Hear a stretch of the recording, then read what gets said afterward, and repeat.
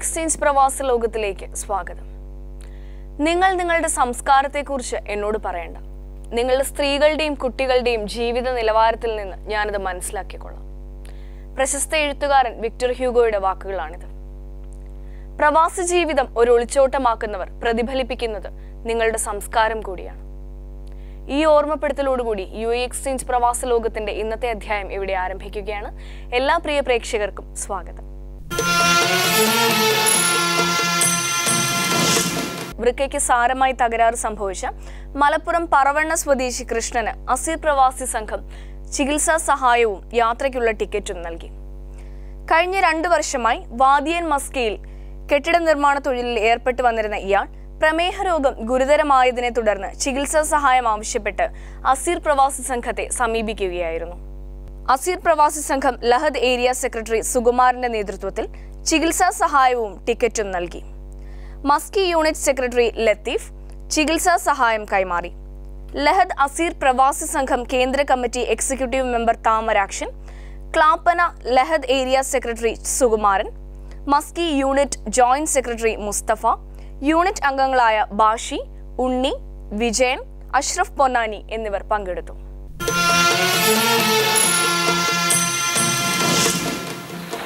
OICC Dammam regional കമ്മിറ്റിയുടെയും Saihat area കമ്മിറ്റിയുടെയും സംയുക്താഭിമുഖ്യത്തിൽ ചികിത്സാ ധനസഹായം നൽകി. തൃശൂർ ജില്ലയിലെ കടങ്ങോട് പഞ്ചായത്തിലെ ഇയാൽ സ്വദേശി ബെന്നിക്കാണ് ധനസഹായം നൽകിയത്. Kadavoor block Congress president TK Sivasankaran OICCയുടെ ധനസഹായം ബെന്നിയുടെ വസതിയിലെത്തി കൈമാറുകയായിരുന്നു. പ്രവാസി കോൺഗ്രസ് സംസ്ഥാന സെക്രട്ടറി യാവൂട്ടി ചിറമനങ്ങാട്, OICCയുടെ ദമാം റീജിയണൽ നേതാക്കളായ Rasheed Eyyal, Mammootty Pattambi, CT Sasi Alur, PC Gopalakrishnan, Hasankutty Eyyal, PP Zakir തുടങ്ങിയവർ സംബന്ധിച്ചു. 1997 കാരക്കോണം എല്ലുവിള സ്വദേശി ദേവരാജ് അമ്പിളിയെ വിവാഹം കഴിക്കുന്നത്. 6 വർഷങ്ങൾക്ക് മുൻപ് ഇദ്ദേഹം ജോലി അന്വേഷിച്ച് ഖത്തറിലേക്ക് പോയി. പിന്നീട് ദേവരാജ് മതം മാറി അബ്ദുറഹ്മാൻ എന്ന പേര് സ്വീകരിച്ചതായാണ് കുടുംബാംഗങ്ങൾക്ക് ലഭിച്ച വിവരം. ദേവരാജ് ഇന്ന് ഈ കുടുംബത്തെ ഏകദേശം ഉപേക്ഷിച്ച മട്ടാണ്. ഇന്ന് ആൻസിയും ആനിയും അമ്പിളിയും അനാഥരാണ്. ദേവരാജിനെ കുറിച്ചുള്ള വിശദ വിവരങ്ങൾ നമുക്ക് ഇവരോട് തന്നെ ചോദിക്കാം. ദേവരാജ് 6 വർഷമായിട്ടുള്ള പോയിട്ട് നാട്ടിലെന്താ പോലെ? നാട്ടില് കല്ല് ലോറിയിൽ പോകുമായിരുന്നു. അതിനുശേഷം ഖത്തറിലോട്ട് പോയി. അപ്പോൾ 2 പ്രാവശ്യം 10 മാസമാകുമ്പോൾ 2 പ്രാവശ്യം വന്നിരുന്നു. വന്നിട്ട് പറഞ്ഞ് ഞാൻ മുസ്ലിം മതം സ്വീകരിച്ച് അതിൽ പോയാൽ അവിടെ ശമ്പളം കൂടുതൽ കിട്ടും, അതിനുവേണ്ടി ഞാൻ ഇങ്ങനെ ആ മതത്തിലോട്ട് മാറുകയാണെന്ന് പറഞ്ഞ് അങ്ങനെ ആ മതത്തിലോട്ട് ചേർന്നു. ആ മതത്തിലോട്ട് ചേർന്നിട്ട് ഇപ്പം 4 വർഷമായി.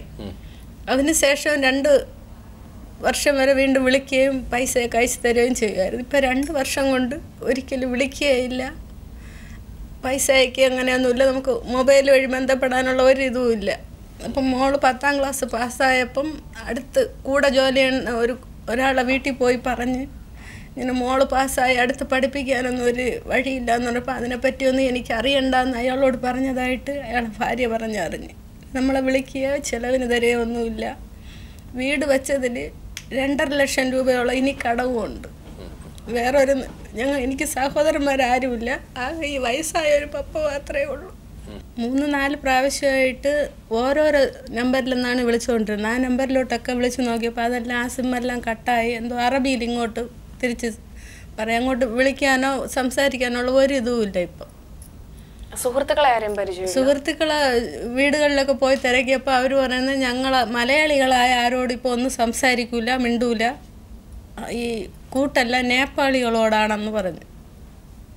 ആദ്യം ക്രിസ്തുമത അനുയായി, ഇപ്പോൾ അബ്ദുറഹ്മാൻ ഇസ്ലാം മത വിശ്വാസി.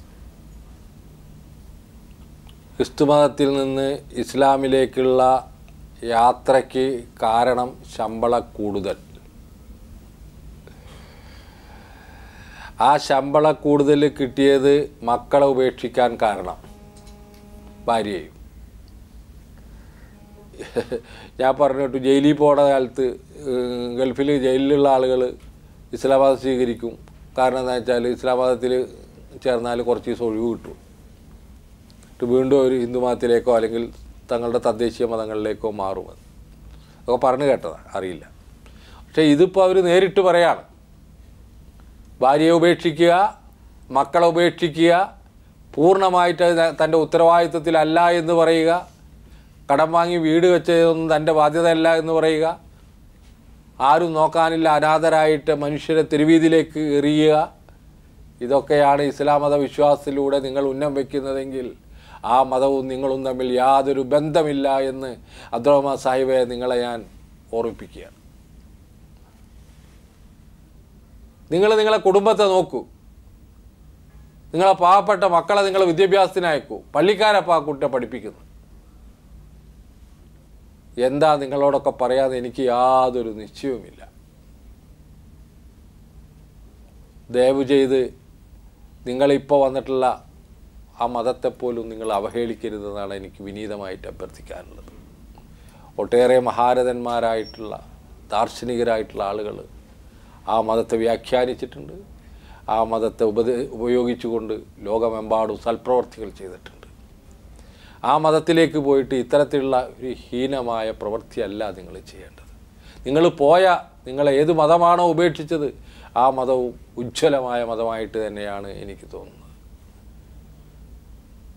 പിന്നെ മതം മാറുന്നത് ഓരോരുത്തരുടെയും ഇഷ്ടമാണ്, ഞാനതിനെക്കുറിച്ച് സംസാരിക്കാൻ ആഗ്രഹിക്കും. പക്ഷേ നിങ്ങൾ മാറിയ മതം ഇവരെ ഉപേക്ഷിക്കാനല്ല ഉപദേശിക്കുന്നതെന്ന് കൃത്യമായിട്ട് അറിയുന്ന ഒരാളാണ് ഞാൻ. അതുകൊണ്ട് ദേവരാജൻ ഈ പ്രോഗ്രാം കണ്ടു കഴിഞ്ഞ ഉടനെ വീട്ടിലേക്ക് വിളിക്കണം, മക്കളോട് സംസാരിക്കണം, പൈസ അയക്കണം. പ്രവാസലോകം പ്രവർത്തകർ, ഒട്ടേറെ ഉത്ബുദ്ധരായ പ്രവർത്തകർ ഖത്തറിലുണ്ട്. അവർ ദേവരാജനെ കാണണം, ദേവരാജനെ ഉപദേശിക്കണം, കുടുംബത്തെ ബന്ധപ്പെടുത്തണം. ഇതാണ് നമ്മളുടെ കടമ. തീർച്ചയായിട്ടും ദേവരാജൻ ഇസ്ലാം മതം പറയുന്നത് അനുശാസിച്ചുകൊണ്ട് നിങ്ങളുടെ കുടുംബത്തെ പൂർണ്ണമായി സംരക്ഷിക്കും എന്ന വിശ്വാസത്തോടു കൂടിയാണ് ഞാൻ ഈ കുടുംബത്തെ തിരിച്ചയക്കുന്നത്. മക്കൾക്ക് ഇനി വല്ലതും പറയണ്ട അച്ഛനോട്? ഞങ്ങൾക്ക് ഞങ്ങളുടെ പപ്പയെ വേണം, എത്രയും പെട്ടെന്ന് തിരിച്ചു വരണം. ഫിലിപ്പീൻസിലും ഇന്തോനേഷ്യയിലുമൊക്കെ പ്രാഥമിക വിദ്യാഭ്യാസ കാലത്ത് തന്നെ പ്രവാസ ജീവിതത്തെക്കുറിച്ചുള്ള ചിന്തകൾ കുട്ടികളുമായി പങ്കുവയ്ക്കാറുണ്ട്. എന്നാൽ നമ്മുടെ നാട്ടിലാകട്ടെ സിനിമയും സംഗീതവും ഒക്കെ നമ്മുടെ സിലബസിൽ ഇടം നേടിയെങ്കിലും ജനസംഖ്യയുടെ 1/6 വരുന്ന പ്രവാസി മാത്രം ആർക്കും ഇവിടെ പഠന വിഷയമായിട്ടില്ല. ഇക്കഴിഞ്ഞ ജനുവരി 9 ഭാരതീയ പ്രവാസി ദിനത്തിൽ പറവൂർ തത്തപ്പള്ളിയിലുള്ള പീസ് ഇന്റർനാഷണൽ സ്കൂളിലെ പ്രൈമറി കുട്ടികൾ പ്രവാസി ദിനം ആചരിച്ച ദിവസം ഞങ്ങളുടെ സംവിധായകൻ റഫീഖ് റാവുത്തർ മുഖ്യാതിഥിയായിരുന്നു. നിരവധി പ്രവാസികളുടെ കുട്ടികൾ പഠിക്കുന്ന ഈ സ്കൂളിൽ പ്രവാസികളെക്കുറിച്ചും പ്രവാസ ജീവിതത്തെക്കുറിച്ചും സംസാരിക്കാൻ ഞങ്ങളുടെ സംവിധായകന് ഒട്ടനവധി കാര്യങ്ങളുണ്ടായിരുന്നു. ഇന്ന് പ്രവാസി ദിനമാണ്. പ്രവാസി ദിനം എന്ന് പറഞ്ഞാൽ മൈഗ്രൻസ് ഡേ. എന്താണ് പ്രവാസി? സ്വന്തം നാടും സ്വന്തം വീടും സ്വന്തം കുടുംബത്തേക്ക് വിട്ടിട്ട് പോകുന്നവരുടെ വിഷമം വലുതാണ്. അങ്ങനെയുള്ള മനുഷ്യരെ കുറിച്ച് അഫ്രാൻ്റെ ഉപ്പാനമാരുള്ളവരെ, ഇവിടെയുള്ള പല കുട്ടികളുടെയും ഉപ്പമാരും അച്ഛന്മാരെയും അമ്മമാരെയുമാരുള്ളവരെ കുറിച്ച് ചിന്തിക്കാൻ ഓർക്കാനുള്ള ഒരു ദിവസമാണ് പ്രവാസി ദിവസം. കൈരളി ചാനലിൽ 15 വർഷം മുമ്പ് അങ്കളൊരു ടെലിവിഷൻ പ്രോഗ്രാം തുടങ്ങി. പ്രവാസം, ഗൾഫിലേക്കോ മറ്റേതെങ്കിലും മേഖലകളിലേക്കോ പോകുന്ന മനുഷ്യർ എത്ര കഷ്ടപ്പെടുന്നുണ്ട്, അവരുടെ കുട്ടികളെ, ഭാര്യമാരെ, ഉമ്മമാരെ, സഹോദരിമാരെ, നാടിനെ, സുഹൃത്തുക്കളെ ഒക്കെ പിരിഞ്ഞു നിൽക്കുമ്പോഴുള്ള എന്ത് വേദനയുണ്ട്. അങ്ങനത്തെ സംഭവങ്ങളാണ് അങ്ങൾ ആ പരിപാടിയിലൂടെ തുടങ്ങി വെച്ചത്. ഗൾഫിൽ ഉപ്പയും ഉമ്മയൊക്കെ ഉള്ള കുട്ടികളൊക്കെ എണീറ്റ് നിൽക്കൂ, എല്ലാവരും കൂടെ വരൂ.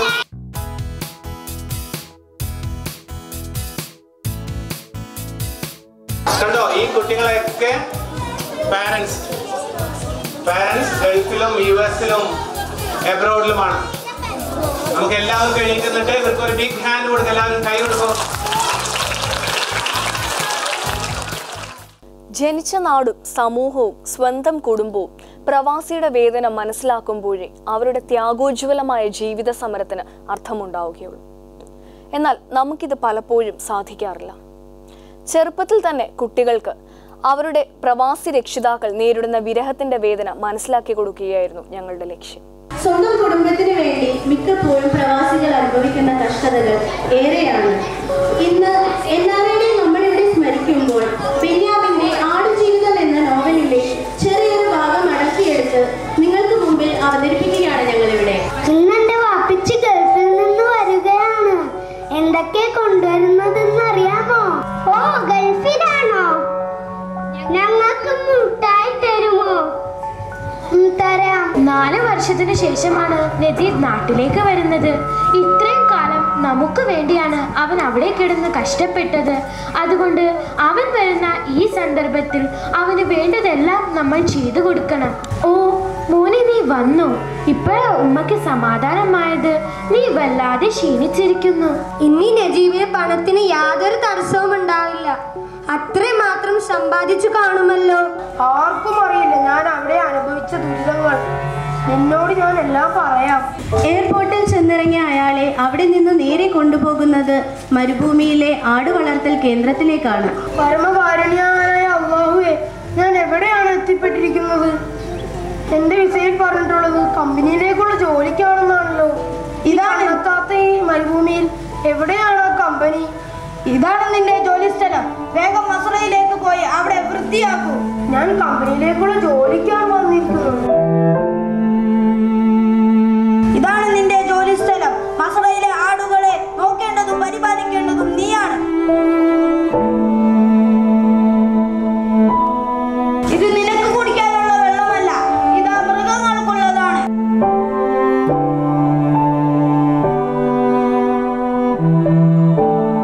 എന്റെ മകളുടെ വിവാഹമാണ്. അതിനാൽ കുറച്ചു ദിവസത്തേക്ക് ഞാനിവിടെ ഉണ്ടാവുകയില്ല. നീ എന്റെ വിശ്വസ്തനാണ്.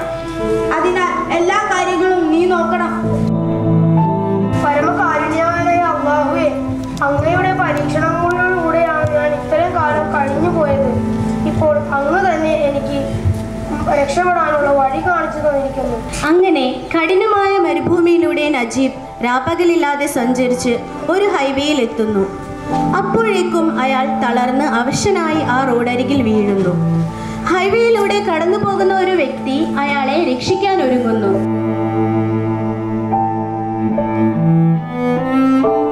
അല്ലാഹുവേ, ഇതൊന്നും എനിക്കറിയില്ലായിരുന്നു. എനിക്കെന്നല്ല, ഇവിടെ ആർക്കും പരമകാരുണ്യവാനായ അല്ലാഹു തന്നെയാണ് താങ്കളെ ഇങ്ങോട്ട് തിരികെ എത്തിച്ചത്. അല്ലാഹുവേ, അങ്ങേക്ക് നന്ദി. പ്രവാസത്തെക്കുറിച്ച് വലുതായി ചിന്തിക്കുന്ന ഭരണകൂടങ്ങളും സാമൂഹ്യ വ്യവസ്ഥയും ഉള്ളിടത്തെ പ്രവാസിക്ക് വിലയുണ്ടാവും. സ്കൂൾ സിലബസുകളിലും പൊതുചർച്ചകളിലും പ്രവാസികൾ നടത്തുന്ന വലിയ പോരാട്ടങ്ങളുടെ സത്യം വെളിച്ചത്ത് കൊണ്ടുവരണം. അപ്പോൾ മാത്രമേ പ്രവാസവുമായി ബന്ധപ്പെട്ട കുടുംബങ്ങളിലും സമൂഹത്തിലും പ്രവാസികൾക്ക് വില ലഭിക്കുകയുള്ളൂ.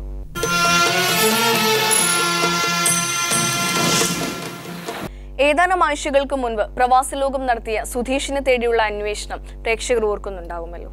അവിടെ ചെന്നപ്പോഴാണ് ആട് മേയ്ക്കുന്ന പണിയാണെന്ന്. മരുഭൂമിയിലാണ് കൊണ്ടുപോയത്. മരുഭൂമിയിലാണ്. ജനവാസമൊന്നുമില്ലാത്ത സ്ഥലം. മരുഭൂമിയിലെ കൃഷിയിടത്തിൽ നിന്നും മാന്യമായൊരു ജോലി കണ്ടെത്തി അല്പകാലത്തേക്കെങ്കിലും സുധീഷിന്റെ ജീവിത സാഹചര്യം മെച്ചപ്പെടുത്താൻ ഞങ്ങൾക്ക് സാധിച്ചു. ഇതിന് ഞങ്ങളെ സഹായിച്ച രാജീവിനൊപ്പം സുധീഷ് ഇപ്പോൾ നമുക്ക് മുമ്പിലുണ്ട്.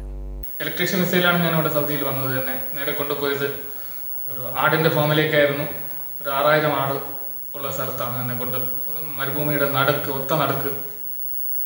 ഭക്ഷണമോ താമസ സൗകര്യമോ ലഭിക്കാതെ ഒരു ടാങ്കറിൻ്റെ അടിയിൽ ഞാൻ 2.5 മാസം ടാങ്കറിൻ്റെ അടിയിൽ ഞാൻ കഴിഞ്ഞ ഒരവസ്ഥ എനിക്കുണ്ടായിട്ടുണ്ട്. എൻ്റെ കൂടെ പ്രവർത്തകരായിട്ടുണ്ടായിരുന്ന മലയാളികളായിരുന്നില്ല, സുഡാനികളായിരുന്നു. അവരിൽ നിന്നും പല തിക്താനുഭവങ്ങളും ഉണ്ടായി. എനിക്ക് ശാരീരികമായി പീഡനം അനുഭവിക്കേണ്ടി വന്ന ഒരവസ്ഥ വരെ ഉണ്ടായിട്ടുണ്ട്. അതുകൂടാതെ എൻ്റെ കവിയിൽ നിന്ന് തന്നെ എനിക്ക് മാനസികമായിട്ടും ശാരീരികമായിട്ടും വളരെ പീഡനങ്ങൾ ഏറ്റുവാങ്ങി. ഈ സമയത്ത് ഞാൻ നാട്ടിൽ ബന്ധപ്പെടുകയും നാട്ടിലുള്ളവർ, വിദേശകാര്യ മന്ത്രാലയം, കേരള മുഖ്യമന്ത്രി, പ്രവാസി മന്ത്രി, north Arabs of India NRSL SP എന്നിവർക്ക് പരാതി അയക്കുകയും അവിടെ നിന്നൊന്നും യാതൊരുവിധ സഹകരണവും ഉണ്ടായിരിക്കുകയും NRSL SP എന്നെ വിട്ട ആളുമായി അവരുടെ വാക്കുകൾ മാത്രം വിശ്വസിക്കുകയും നമ്മുടെ പരാതി കൈക്കൊള്ളാതിരിക്കുകയും ചെയ്ത അവസ്ഥയിലാണ് ജീവിതം കൈവിട്ട അവസ്ഥയിലാണ് ഞാൻ ഈ കേളി പ്രവർത്തകരുമായി ബന്ധപ്പെടുന്നത്. ശ്രീമാൻ എൻ്റെ സഹോദരത്തുല്യനായ ശ്രീ രാജീവേട്ടൻ്റെ നമ്പർ എനിക്ക് കിട്ടുകയും ഞാൻ അദ്ദേഹവുമായി ബന്ധപ്പെട്ട് ഇങ്ങനെ എൻ്റെ അവസ്ഥ വിവരിക്കുകയും ആ അവസ്ഥ കേട്ട ഉടനെ വളരെ അനുഭാവപൂർവ്വം എന്നെ കാര്യങ്ങൾ കേട്ട് മനസ്സിലാക്കി അതിന് എന്താണ് പോകാൻ വഴിയെന്ന് ആലോചിച്ചിട്ട് 2 ദിവസം കഴിഞ്ഞ് എന്നെ വിളിച്ചു പറഞ്ഞു ഒരു പാസ് സംഘടിപ്പിക്കണമെന്ന് പറഞ്ഞു. ഞാൻ നാട്ടിൽ നിന്ന് പാസ്പോർട്ടിൻ്റെ കോപ്പി വരുത്തി ഫോട്ടോ ഡൗൺലോഡ് ചെയ്ത് അദ്ദേഹം എടുത്ത് എനിക്ക് ഒരു പാസ് സംഘടിപ്പിക്കുകയും എനിക്ക് അവിടെ നിന്ന് രക്ഷപ്പെടാനുള്ള ഒരു അവസരം ശ്രീ കേളി പ്രവർത്തകനായ അശോകൻ ചേട്ടനുമൊത്ത് നടത്തുകയും ഒരു ട്രക്ക് ഡ്രൈവറുടെ സഹായത്തോടു കൂടി പാതിരാത്രി 4 കിലോമീറ്റർ ഞാൻ മരുഭൂമിയിൽ കൂടി നടന്ന് എത്തി. ഞാൻ ദൈവത്തിൻ്റെ സഹായത്താൽ ഇദ്ദേഹത്തിൻ്റെ അടുത്ത് ഞാൻ എത്തുകയും ആ എത്തിയ നിമിഷം മുതൽ ഈ നിമിഷം വരെയും എനിക്ക് സുരക്ഷിതമായി ഒരു അഭയം നൽകുകയും എനിക്ക് സ്വന്തമായി എൻ്റെ കാര്യങ്ങൾ നിർവഹിക്കാനുള്ള ഒരു താൽക്കാലികമായ ഒരു ജോലി അദ്ദേഹം തരപ്പെടുത്തി നൽകുകയും ചെയ്തു. എനിക്ക് ഒരു 2ാം ജന്മം നൽകിയ കേളി പ്രവർത്തകരായ എല്ലാവർക്കും, പ്രത്യേകിച്ച് രാജീവേട്ടൻ, ശ്രീ അശോകൻ ചേട്ടൻ, ശ്രീ സുരേഷ് ചേട്ടൻ, ബാക്കി എല്ലാ പ്രവർത്തകർക്കും എൻ്റെ എൻ്റെയും എൻ്റെ വീട്ടുകാരുടെയും പേരിൽ എൻ്റെ മനസ്സാക്ഷിയുടെ ഇതിൽ ഞാൻ നന്ദി രേഖപ്പെടുത്തുകയാണ്. ഏതാണ്ട് 6 മാസം മുമ്പേ തബൂക്കിലെ മാസിൻ്റെ പ്രവർത്തകനായ ശ്രീ പ്രദീപ് എന്നെ വിളിച്ചിട്ട് ഇങ്ങനെ ഒരാൾ അപകടത്തിൽപ്പെട്ടിട്ടുണ്ട്, ബന്ധപ്പെട്ട് കാര്യങ്ങൾ ചെയ്തു കൊടുക്കണമെന്ന് പറഞ്ഞതിൻ്റെ അടിസ്ഥാനത്തിലാണ് ഞാൻ സുധീഷുമായി ബന്ധപ്പെടുന്നത്. സുധീഷിൻ്റെ കഥ അദ്ദേഹം വിവരിച്ചു കഴിഞ്ഞിട്ടുണ്ട്. തുടർന്ന് ഒരു പാസ് സംഘടിപ്പിക്കുന്നതിന് വേണ്ടി പാസ്പോർട്ടിൻ്റെ കോപ്പി വരുത്തുകയും എംബസിയുമായി ബന്ധപ്പെട്ടുകൊണ്ട് ഒരു പാസ് സംഘടിപ്പിച്ച് സുധീഷിൻ്റെ കൈവശം എത്തിക്കാൻ വേണ്ടിയുള്ള ശ്രമം നടത്തുകയും ചെയ്തു. എന്നാൽ ഒരു ട്രക്ക് ഡ്രൈവറുടെ സഹായത്തോടുകൂടി അദ്ദേഹത്തെ റിയാദിൽ എത്തിക്കാനുള്ള ശ്രമമാണ് പിന്നെ നമ്മൾ നടത്തിയത്. അത് വിജയം കാണുകയും ഇവിടെ എത്തിയതിന് ശേഷം ഇവിടെ എത്തുമ്പോൾ വളരെ ഏതാണ്ട് എത്രയോ മാസം 5-6 മാസം കുളിക്കാതെ ഒരു വല്ലാതെ ഒരു അവസ്ഥയിൽ ആയിരുന്നു സുധീഷ് ഇവിടെ എത്തുമ്പോൾ ഉണ്ടായിരുന്നത്. നമ്മൾ വളരെ കൃത്യമായി പ്രാഥമിക കാര്യങ്ങളൊക്കെ നിർവഹിക്കുന്ന ആവശ്യമായ സഹായങ്ങളൊക്കെ ചെയ്തു. പിന്നെ ആവശ്യമായ ഒരു ജോലി സംഘടിപ്പിച്ചു, കൃത്യമായ താമസ സൗകര്യം ഉണ്ടാക്കി. അങ്ങനെ ഇവിടെ നമ്മൾ സംരക്ഷിച്ചു വരികയാണ്. ഇപ്പോൾ താൽക്കാലികമായി നിയമ നടപടികളൊക്കെ പൂർത്തിയാകുന്നതുവരെ സുരക്ഷിതമായ ഒരു സ്ഥാനത്ത് നിർത്തണം. തുടർന്ന് അങ്ങോട്ട് എംബസിയുമായി ബന്ധപ്പെട്ടുകൊണ്ട് നാട്ടിലെത്തിക്കാൻ ആവശ്യമായിട്ടുള്ള മറ്റ് നിയമ നടപടികൾ സ്വീകരിച്ചുകൊണ്ട് സുധീഷിനെ നാട്ടിലെത്തിക്കാൻ ആവശ്യമായിട്ടുള്ള പ്രവർത്തനങ്ങൾ നമ്മൾ ഏറ്റെടുക്കും എന്നാണ് അതുമായി ബന്ധപ്പെട്ടുകൊണ്ട് സൂചിപ്പിക്കാനുള്ളത്. സ്വദേശത്തും വിദേശത്തും കാണാതാകുന്നവരെ കുറിച്ചുള്ള അന്വേഷണമാണ് ഞങ്ങളുടെ ഈ യാത്ര. ഇത് തികച്ചും സൗജന്യവുമാണ്. കാണാതാകുന്ന ആളിനെ കുറിച്ചുള്ള വിശദ വിവരങ്ങൾ, ഫോട്ടോ, അയക്കുന്നയാളിന്റെ പേര്, അഡ്രസ്, ഫോൺ നമ്പർ തുടങ്ങിയവ സഹിതം ഞങ്ങൾക്ക് എഴുതുക.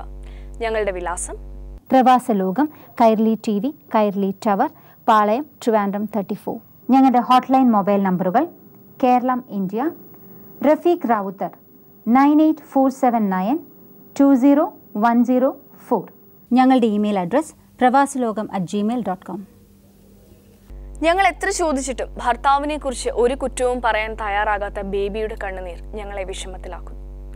സുബിനും സുബിഷയും എന്ത് തെറ്റാണ് ചെയ്തത്? അവർക്കറിയാവുന്ന അവരുടെ അച്ഛൻ ഇപ്പോൾ അവരെ തള്ളി പറയുകയാണ്. സുരേഷിന്റെ തിരിച്ചുവരവിന് പ്രവാസലോകം പ്രേക്ഷകരും പ്രവർത്തകരും ഞങ്ങളോടൊപ്പം ഉണ്ടാകും എന്ന വിശ്വാസത്തിൽ UAE എക്സ്ചേഞ്ച് പ്രവാസലോകത്തിന്റെ ഇന്നത്തെ അധ്യായം ഇവിടെ പൂർണ്ണമാവുകയാണ്. വീണ്ടും കണ്ടുമുട്ടാം മറ്റൊരു എപ്പിസോഡിലൂടെ. അതുവരെ നന്ദി, നമസ്കാരം.